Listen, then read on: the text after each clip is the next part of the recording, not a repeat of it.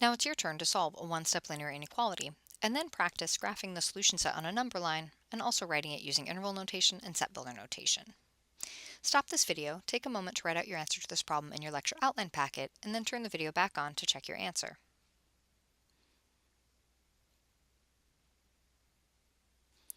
The inequality that we're given here is 2x greater than or equal to -8.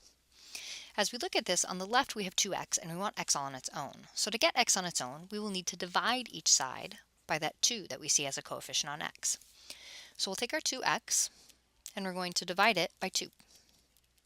Now, one thing that we want to note is that we have chosen to divide by a positive number, so nothing about our inequality sign is going to change. So we'll have 2x over 2 greater than or equal to, and then on the right I'm going to have that -8, and it will also be divided by 2.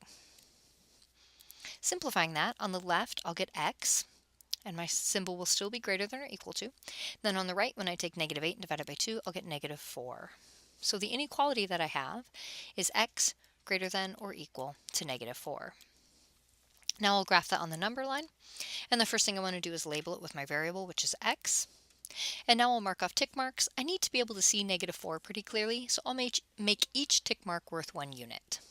This can vary as long as we can see the important numbers. We have choice with how we scale that number line. So I'm going to put 0 in the middle, and then to make sure that I can see everything, I'm just going to write down that 2 tick marks is 2 units, and then I'll go 2 more to the right and write a 4, 2 more to the right and I write a 6. So I'm showing that every tick mark is worth a single unit. Off to the left of 0, I'll mark off -2, 2 more tick marks, I'll mark off a -4, 2 more tick marks, I'll mark off a -6. Now I want to find where -4 is, and I want numbers greater than or equal to -4, so I'm going to put a square bracket at -4 that points to the right, and then I'll draw my line pointing to the right with an arrow on the end. Now that I have it graphed, I can write that interval.